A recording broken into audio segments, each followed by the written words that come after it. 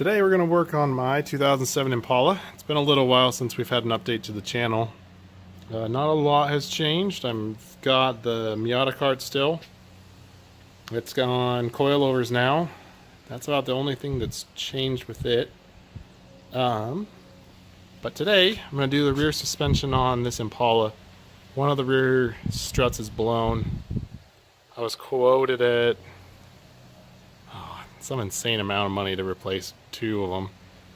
I think it was upwards of $600 or $700, maybe it was $500. Either way, this is a Copart car.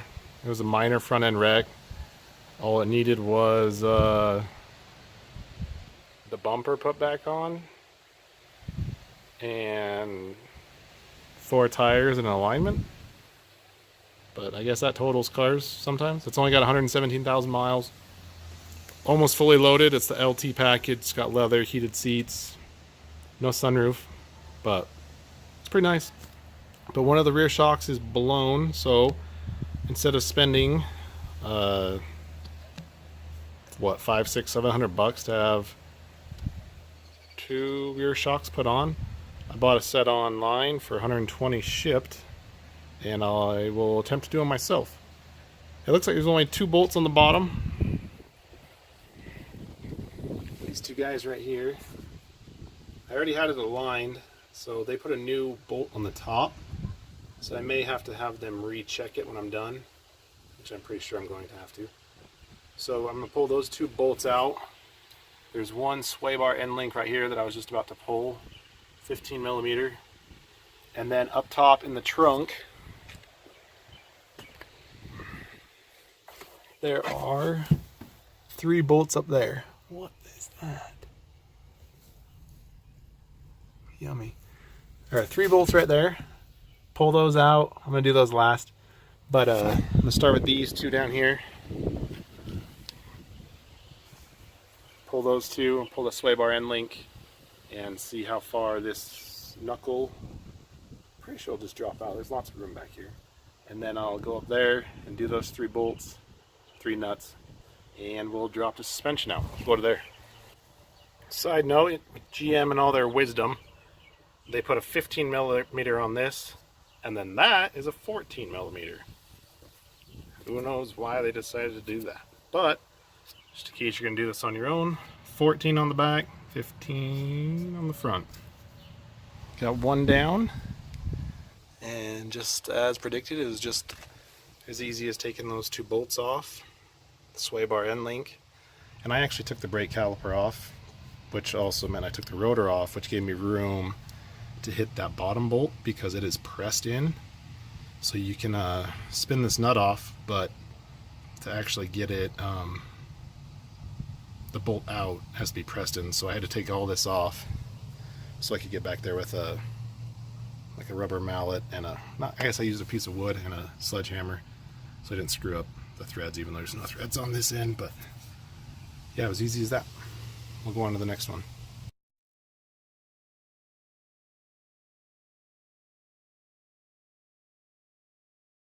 The new vehicle showed up. Any guesses what it is?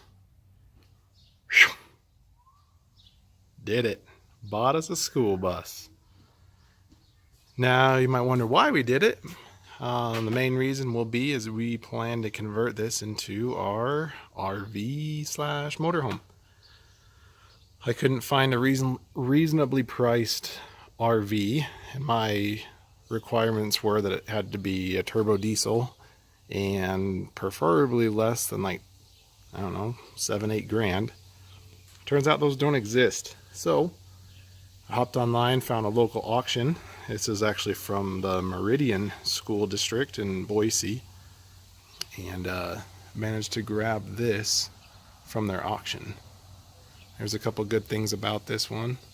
The main one being is what's powering it. Under this guy right here. Oh, as you can tell, it's got a dead battery, and looks like it's been sitting outside for, yeah, the inside looks like the outside. It's filthy. But yeah, it's a 95 Bluebird. Let's pop this guy.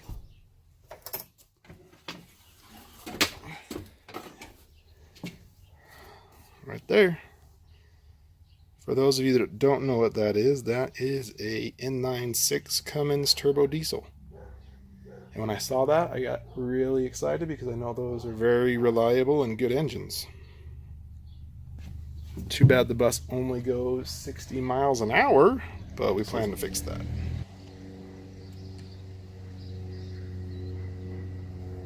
It's the big old bus.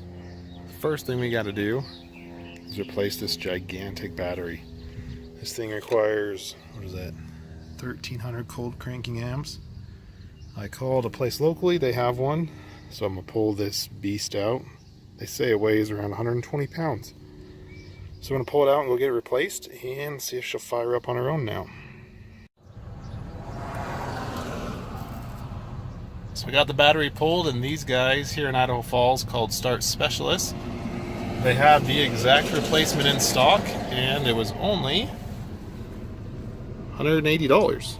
So we got a new battery from these guys. We'll go back and we will throw that battery in the truck, or sorry, we'll throw that battery in the bus and see if she'll fire up on her own. So, driving the Titan today. It's one of my longest cars I've kept. I think I'm going on, what, 6 months now? Yeah, I like it. And just like that, new battery is in. So now we can go see if she'll fire up. Oh my goodness.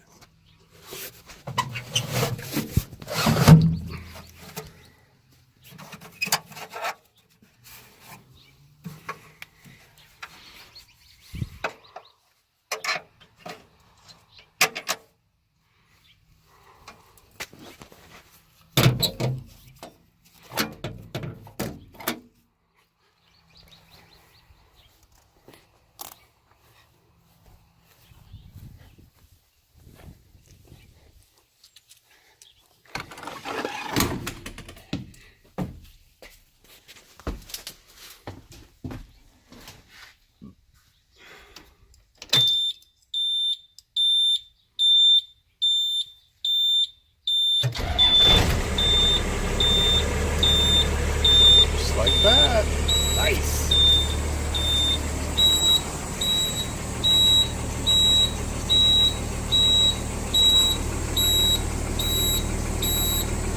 I don't know why this is beeping at me.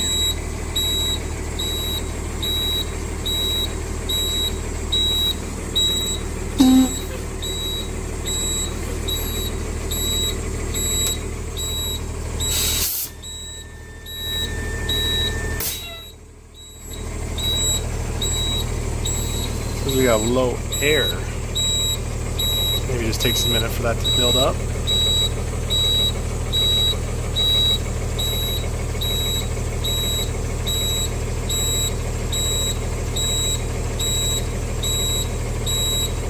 The front one's moving, the rear, oh, there goes the rear. It twitched.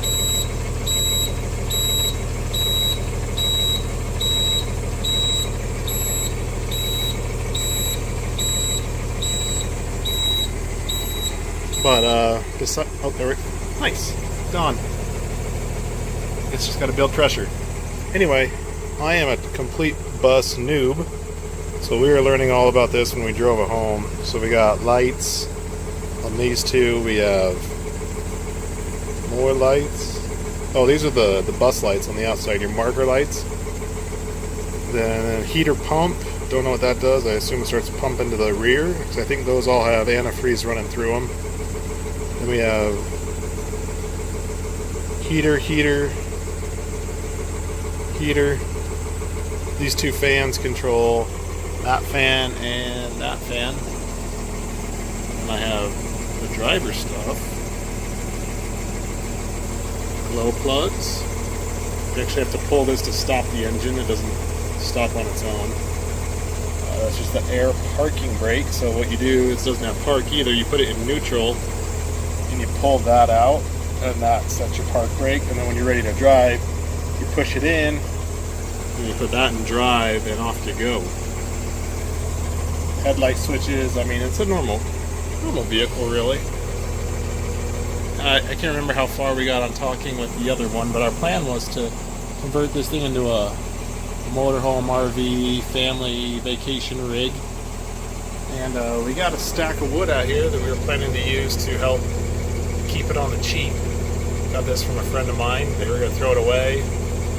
I'm hoping to save some of it, use it for wood paneling. I'm going to buy 2x4s or go get 2x4s to make the beds and the bunk beds and things of that nature. But first step will be to pull all the seats out. I've watched a lot of videos where people try to unbolt them, and I guess there's a nut on the bottom, which is ridiculous, but there is. So they end up just grinding the heads off all the bolts. It's a lot of seats. No idea if they're worth anything. Hopefully someone can buy them. But yeah, that's what we're planning to do with this thing. Everything works. All the lights work, brakes work. We drove it home. I can't remember if I mentioned it, but she tops out at 60 miles an hour. It's really slow. I've read a couple of things because this is all stock. So the fuel cut on this stock Cummins is like around 2,200 RPM. I've read that you can turn a governor screw up to about 3, which would gain us around a 65 to 70 top speed, which would be nice. I think that's all it'll need. I wouldn't dare drive this thing more than 70 miles an hour. Yeah, it's pretty cool. Got my own window here. If I flip the switches on, which ones are they? This guy? Oh, that's not it. No, it's this one. Look at that. I got the stop sign and everything flashing. But if you close this, it makes all that go away. It's pretty cool. Oh, I was going to mention, in Idaho, the only requirements to convert this from a bus title, at least East Idaho, I don't know about Boise area, but oh, see that? Turn the key to off. It doesn't turn off. You got to pull this. But to convert this to an RV title, all we got to do is put a bed in, a sleeping area. You have to have, I think she said, a dining area, and then 3 to 4 other household areas. So for a rough plan, we're going to put a bed, dining area, bunk beds, probably a compost toilet, just for ease of installation. And then we're going to put a sink in, so that should count for 1. Then we're going to put a couch in, and a stove. I think a stove counts, and a fridge. And I think we should be there. So it should be pretty basic to get it registered proper. And then from there on, we can just decide how else we want to do it. But man, lots of room. Lots of room for activities on here. So it should be a fun build. I was going to try to talk my wife into taking over or starting a YouTube channel for the build and for our adventures in this thing. If not, I'll keep them going on my channel. But pretty excited about it. 95 Bluebird Cummins diesel. To be continued.